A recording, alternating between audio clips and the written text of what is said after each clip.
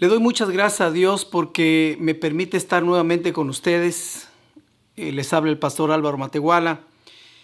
Grabamos un documento acerca de la postura bíblica que tenemos en referencia a esta pandemia llamada coronavirus.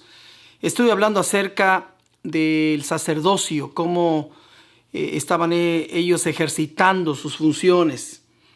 Sin duda alguna que este coronavirus, que durante el mes de marzo fuera declarado por la OMS, la Organización Mundial de la Salud, como una pandemia, sigue provocando que cada uno de nosotros sienta su efecto perturbador en todos los aspectos de nuestra vida. Y quiero decirles que Israel, la nación de Israel, junto con los países de todo el mundo, también se ha paralizado. Quisiera hablar con ustedes un poquito más de lo que hablé en el documento pasado con referencia a la actitud de los sacerdotes. Les recuerdo que Dios estableció el ministerio arónico y les dio leyes, ordenanzas y mandamientos. Y es en el libro de Levíticos que observamos que a ellos les correspondía examinar las plagas y guiar a las personas sobre cómo seguir trabajando y al mismo tiempo cuidar de no contaminarse. Es todo un arte, pero Dios tiene recursos para eso. Para ello, quiero decirle que para examinar algo se necesita suficiente luz, que en sentido figurado hablo de revelación divina. Allá en el libro del Éxodo, capítulo 27, versículo 20, encontramos instrucciones precisas cuando Dios le dice a su pueblo: y mandarás a los hijos de Israel que te traigan aceite puro de olivas machacadas para el alumbrado, para hacer arder continuamente las lámparas. Para encender la lámpara en el templo se requiere aceite de oliva virgen extra. El aceite de oliva virgen extra es un aceite extraído de aceitunas en un mortero y no molido en un molino. Las aceitunas se trituraban en un mortero y no se molían en un molino para que no contuviera lías, contaminación. Con las aceitunas trituradas en un mortero, la primera gota era adecuada para encender la lámpara. Y después de tomar la primera gota, el resto se colocaba en un recipiente. Y si ponemos profunda atención, nos lleva a considerar la fuente del aceite. Y me refiero al árbol del olivo. Quisiera llamar su atención brevemente a las siguientes escrituras. Allá en Zacarías capítulo 4 dice: volvió el ángel que hablaba conmigo y me despertó, como un hombre que es despertado de su sueño, y me dijo: ¿qué ves? Y respondí: he mirado, y he aquí un candelabro todo de oro, con un depósito encima, y sus 7 lámparas encima del candelabro, y 7 tubos para las lámparas que están encima de él. Y junto a él 2 olivos, 2, el uno a la derecha del depósito y el otro a su izquierda. Proseguí y hablé diciendo a aquel ángel que hablaba conmigo: ¿qué es esto, Señor mío? Y el ángel que hablaba conmigo respondió y me dijo: ¿no sabes qué es esto? Y dije: no, Señor mío. Entonces respondió y me habló diciendo: esta es la palabra de Jehová a Zorobabel, que dice: no con ejército ni con fuerza, sino con mi espíritu, ha dicho Jehová de los ejércitos.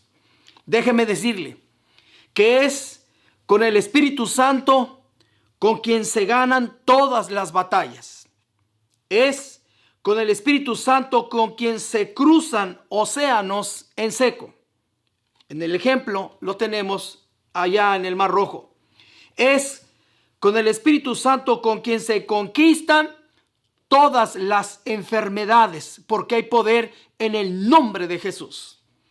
Es con el Espíritu Santo con quien se sacuden todas las potestades infernales. Ahorita están activos principados y potestades, pero el Espíritu Santo los va a avergonzar. Es con el Espíritu Santo que los vientos y las tormentas de la prueba se detienen. Él se va a mover en el mundo y esto se va a detener. Es con el Espíritu Santo con quien los alimentos se multiplican. Ya hay escasez en algunas naciones, ya la gente está saliendo a protestar contra sus gobernantes, pero déjeme decirle, es con el Espíritu Santo que los alimentos se multiplican. También es con el Espíritu Santo con quien todo tipo de confusión se disipa. Ahorita hay un espíritu de confusión en el aire. Hay mucha gente hablando, algunos bien intencionados, otros no bien intencionados. El Señor reprenda eso, pero déjeme decirle, es con el Espíritu Santo que todo tipo de confusión se disipa y oramos que el espíritu de confusión sea apagado en el nombre de Jesús. Es también con el Espíritu Santo con quien toda la paz de Jesucristo se hace presente en nuestra vida. Jesucristo dijo, en el mundo tendréis aflicción, pero confiad, yo he vencido al mundo. Mi paz os dejo, mi paz os doy, no como el mundo la da, yo os la doy. Es también con el Espíritu Santo con quien algún día nosotros seremos transformados y arrebatados al cielo. Ahorita estamos viviendo un tiempo de tribulación pequeño, pero no es nuestro destino. Es una condición que se está dando, pero no es nuestro destino. La Escritura nos habla de dos olivos. ¿Quiénes son estos dos olivos? La mayoría de los teólogos consisten que el primer olivo, el natural, es Israel. Y el segundo, el silvestre, somos nosotros. La iglesia injertada en el que por naturaleza es olivo. Si usted está viendo este documento y no ha sido injertado en el que por naturaleza es olivo, sé inteligente. Humíllese delante de Dios y dígale, Señor, por favor, yo quiero ser injertado en el que por naturaleza es olivo. Y usted preguntará, ¿y cómo le hago? Simple y sencillamente. Dice la Biblia, a lo suyo vino Israel y los suyos no le recibieron, pero a todos los que le reciben, a los que creen su nombre, les da potestad, autoridad de ser llamados hijos de Dios. Usted tiene la oportunidad, si reconoce a Jesucristo como su Señor, siendo olivo silvestre, ser injertado en el que por naturaleza es olivo para recibir las promesas de Dios. Ahora, cuando hablamos del pueblo de Israel en el Antiguo Testamento, ellos tenían muchísimo cuidado de obtener las mejores olivas para este propósito. Entre otros, tan pronto las olivas maduraban, eran cosechadas y trituradas para obtener el preciado aceite. Levíticos 24:2 dice, manda a los hijos de Israel que te traigan para el alumbrado de aceite, el aceite puro de las olivas machacadas para hacer arder las lámparas continuamente. Si usted no quiere estar en la oscuridad, necesita la luz continuamente. Debemos recordar que el sacerdocio arónico concluyó cuando el templo fue derribado en el año 70. Allá cuando Tito, emperador de Roma, vino y destruyó el templo conforme a la palabra profética que Jesús había decretado. Cuando él dijo, de cierto os digo que no quedará piedra sobre piedra que no sea destruida. Ahora bien, cuando vino el Espíritu Santo en Pentecostés, se activó el llamado mundial para los olivos silvestres. Según Romanos capítulo 11, versículo 24 dice, porque si tú fuiste cortado del que por naturaleza es olivo silvestre, y contra naturaleza fuiste injertado en el buen olivo, cuánto más estos, que son las ramas naturales que serán injertadas en su propio olivo. Déjeme decirle algo. Quisiera actualizarlo con una noticia que a mí me sorprendió. Y esto usted lo puede accesar allá en las noticias que salieron en el Israel Breaking News el 27 de febrero de este año. Déjeme decirle que los hebreos por los últimos 2000 años no tienen templo. Y en los últimos 72 años, desde 1948, Ellos están regresando al territorio de la antigua Palestina y han estado cultivando árboles de olivo como nadie. Número uno, se están preparando. ¿Para qué? Para obtener el mejor de los aceites de olivo y para desarrollar una de las funciones sacerdotales, que es encender las lámparas en el lugar santo. Esto tan pronto el templo sea construido. Número dos, ¿qué tan cerca estamos de que esto suceda? Quiero decirle que hoy en día todas las señales son obvias y prominentes. Allá le comenté que el periódico virtual Israel Breaking News, fechado el febrero 27 de este año 2020, publicó el siguiente artículo. Escribieron lo siguiente: gracias al presidente Trump, el Cordero Pascual podría ser sacrificado en el Temple Mount por primera vez en 2000 años. De acuerdo con el acuerdo del siglo presentado por el presidente de los Estados Unidos, Donald Trump, el Sanedrín solicitó al gobierno israelí, solicitando permisos que permitan a los sacerdotes realizar el ritual en el altar temporal del sacrificio de Pesaj, Pascua, que será transportado al Temple Mount y retirado inmediatamente después de la ceremonia. Si el gobierno concede los permisos como debería, con base en la ley israelí e internacional, esta será la primera vez desde la destrucción del segundo templo que un altar sea colocado en su lugar apropiado, en el lugar más sagrado del judaísmo. Escúcheme, por favor. Debido a que Israel está cerrado al turismo internacional, miren las noticias, por la presente pandemia, y todos los palestinos están en sus casas, indicando con ello que todas las condiciones están dadas para que esto pueda llevarse a cabo. Déjenme darle un poquito de historia acerca de la importancia de los altares. Allá fue por un pecado de Israel. La historia nos dice que Dios activó una peste en el tiempo del rey David. Una peste en la cual murieron 70,000 hombres, según el primer libro de las Crónicas, capítulo 21, versículo 14, que dice así: Jehová envió una peste en Israel y murieron de Israel 70,000 hombres. Fue hasta que David confesó su pecado que Dios detuvo la mortandad. Primera de Crónicas 21, 15, 7 dice: y alzando David sus ojos, vio al ángel de Jehová que estaba entre el cielo y la tierra, con una espada en su mano extendida contra Jerusalén. Entonces David y los ancianos se postraron sobre sus rostros, cubiertos de cilicio. Y dijo David a Dios: ¿no soy yo el que hizo contar al pueblo? Yo mismo soy el que pequé, y ciertamente he hecho mal. Pero estas ovejas, ¿qué han hecho? Jehová Dios mío, sea ahora tu mano contra mí y contra la casa de mi padre, y no venga la peste sobre tu pueblo. Fue así que el rey David compró la propiedad de manos de Ornán Jebuseo, según 1 de Crónicas capítulo 21, versículo 28, y construyó un altar a Jehová y ofreció ofrendas de paz. 1 de Crónicas capítulo 21, de 18 al 20 dice: y dio David a Ornán por aquel lugar el peso de 600 siclos de oro, y edificó allí David un altar a Jehová en el que ofreció holocaustos y ofrendas de paz. Invocó a Jehová, que le respondió por fuego desde los cielos en el altar del holocausto. Entonces Jehová habló al ángel, y éste volvió su espada a la vaina. Para el tiempo que esto sucedió, ya habían muerto 70,000 hebreos. Pero un altar hizo la diferencia.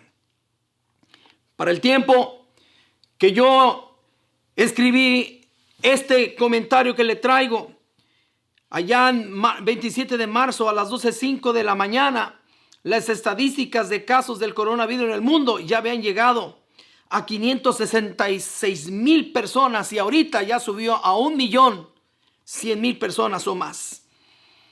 Déjeme decirle, de llevarse a cabo el ritual del altar temporal del sacrificio de Pesaj, que va a ser la próxima semana, en abril 8, la Pascua para nosotros. de llevarse a cabo ese temporal sacrificio que será transportado al Temple Mount y retirado inmediatamente después de la ceremonia, ocurrirá lo mismo que en el tiempo de David. La mortandad se detendrá. Y eso provocará una aceleración de dimensiones proféticas a nivel internacional.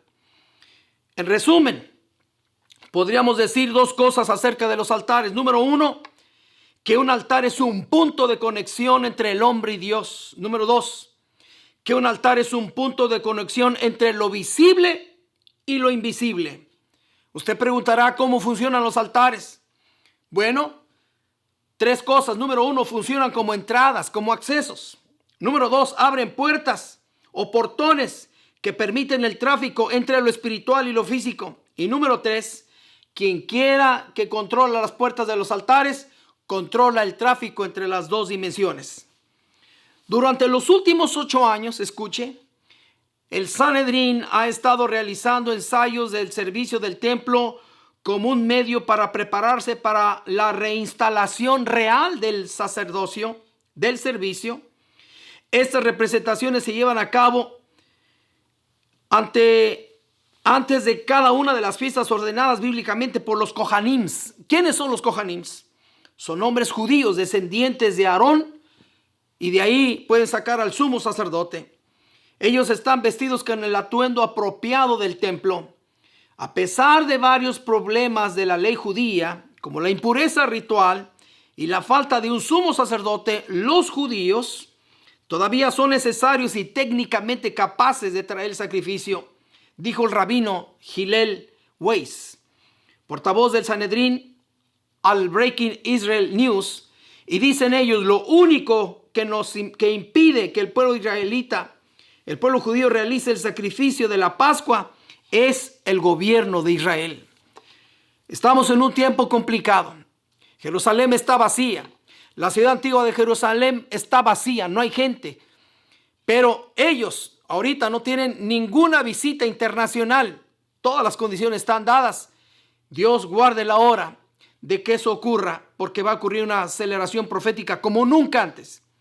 Pero déjeme decirle que si eso ocurre, se va a activar el reloj profético para la última semana profética para Israel, conforme al profeta Daniel, capítulo número 9, versículo 24, que dice: 70 semanas están determinadas sobre tu pueblo y sobre tu santa ciudad, para terminar la prevaricación y poner fin al pecado, y expiar la iniquidad, para traer la justicia perdurable y sellar la visión y la profecía, y ungir al santo de los santos.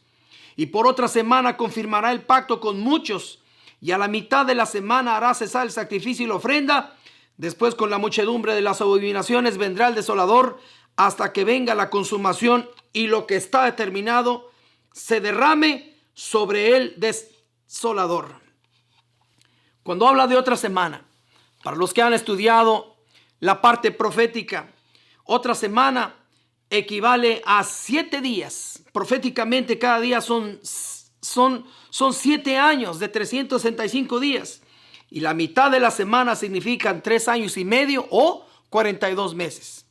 Déjeme decirle que de este plan de 70 semanas que le dio Gabriel en una visión al profeta Daniel, lea la Biblia en el profeta Daniel, dice la Biblia que le planteó un plan de 70 semanas proféticas para la existencia de Israel en la tierra.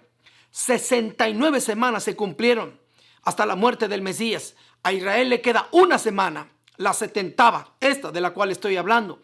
Entre la 69ª semana y la 70ª se abrió un tiempo de gracia de 2000 años, que es donde estamos usted y yo, viendo todo lo que estamos viendo. Pero Dios va a activar el reloj profético para que se cumpla lo que tiene que cumplirse, porque cuando Dios habla, la palabra tiene que cumplirse. Déjeme decirle, allá en Apocalipsis capítulo 13, versículos 5 al 7, señala un tiempo específico, el tiempo de estas últimas semanas, diciendo: también se le dio boca que hablaba grandes cosas y blasfemias. Habla del anticristo. Y se le dio autoridad para actuar 42 meses. Y abrió su boca en blasfemias contra Dios, para blasfemar de su nombre, de su tabernáculo y de los que moran en el cielo. y se le permitió hacer guerra contra los santos y vencerlos. Habla del pueblo de Israel, de los judíos. No habla de la iglesia. Hace guerra contra los santos y vencerlos. También se les dio autoridad sobre toda tribu, pueblo, lengua y nación. En Apocalipsis capítulo 3, versículo 8 y versículo 9 dice: y la adoraron todos los moradores de la tierra, cuyos nombres no estaban escritos en el libro de la vida del Cordero. Por eso sé que la iglesia ya no está presente durante la 70ª semana, al menos en la gran tribulación. Hay gente cuyos nombres no están escritos en el libro de la vida. Usted es una persona inteligente. Así como se escribió su nombre en un registro civil en la nación donde usted pertenece, hay un registro que le da derechos legales para ser ciudadano del país donde usted está, con derechos legales de llamar a su padre y a su madre como su padre y su madre por la identidad que le dieron. En el cielo hay un libro, que es el libro de la vida del Cordero de Dios, que quita el pecado del mundo. Su nombre puede estar inscrito cuando usted le diga: Señor, yo pequé, Señor, yo mentí, yo robé, yo adulteré, yo tomé vicios, hice lo malo delante de tus ojos. Pero dice la Escritura: si alguno viene a mí, yo no lo echo fuera. La palabra dice que la sangre de Cristo, el Cordero de Dios, nos limpia de todo pecado. Y cuando confesamos a Jesucristo como nuestro Señor y Salvador, su nombre va a estar escrito en el libro de la vida. Mire lo que sigue diciendo la palabra para este tiempo. Y le adoraron todos los moradores de la tierra, cuyos nombres no estaban escritos en el libro de la vida del Cordero. Son los que entran a la gran tribulación, cuyos nombres no están escritos.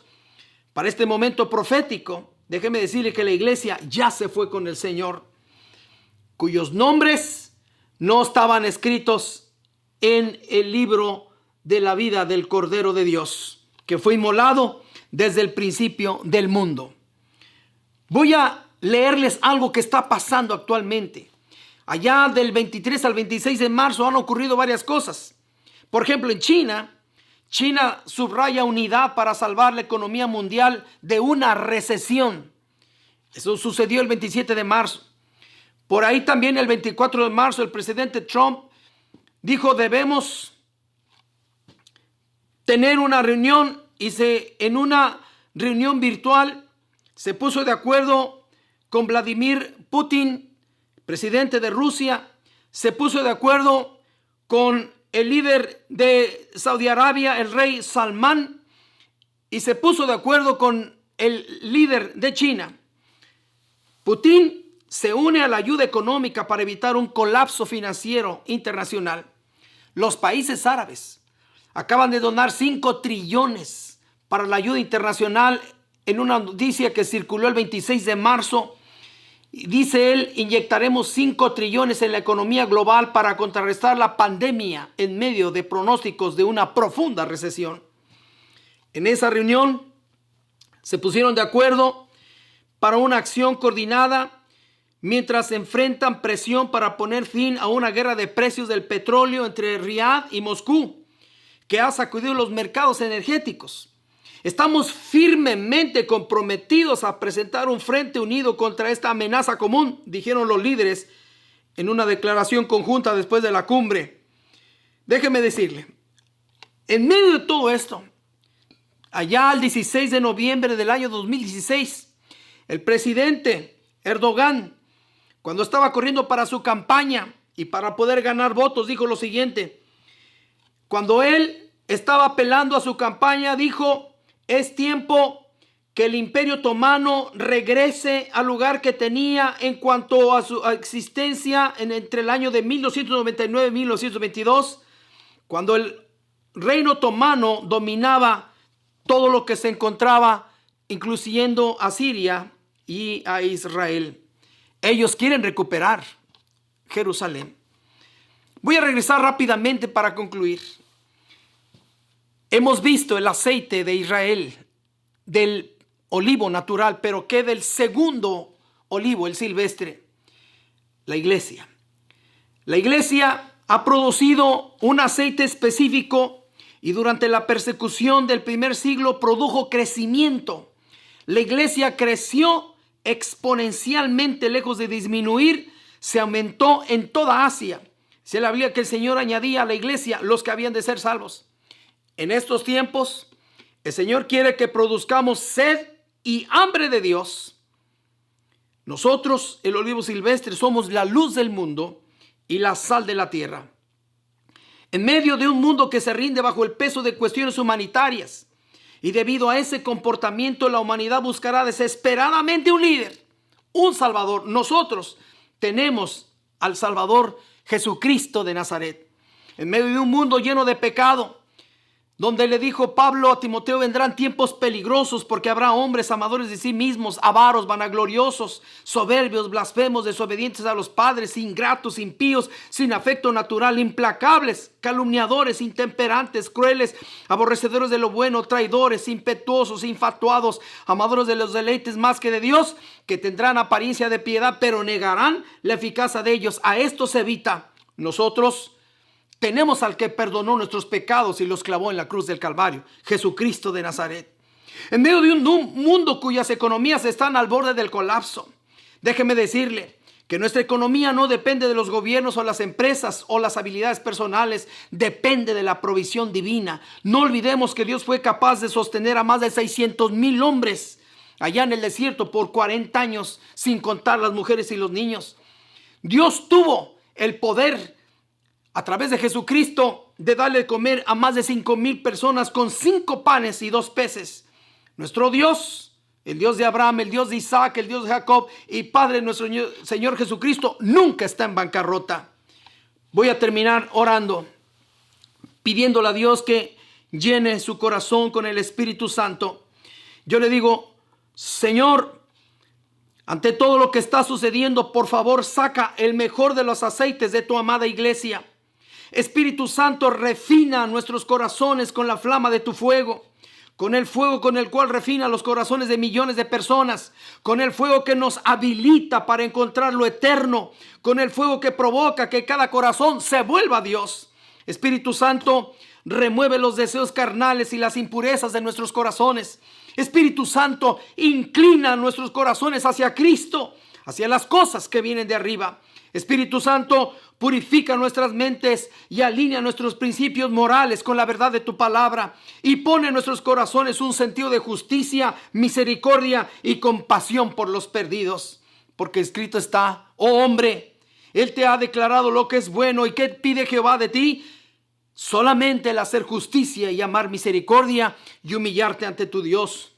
Hoy nos humillamos delante de tu grandeza, delante de tu majestad, delante de tu poder y delante de tu santidad, y nos humillamos. Te pedimos que sanes nuestra tierra. Te pedimos, Señor, que sanes nuestra tierra. Nosotros rechazamos todo espíritu de enfermedad, muerte y corrupción. Nosotros nos rendimos delante de ti, Espíritu Santo. Llénanos y llena esta casa con tu santa presencia. Y por favor, guía a todos los médicos, médicas, enfermeros, enfermeras del mundo. Te lo pedimos en el poderoso nombre de Jesucristo. A Él sea toda la gloria por los siglos de los siglos. Amén. Bendiciones a todos.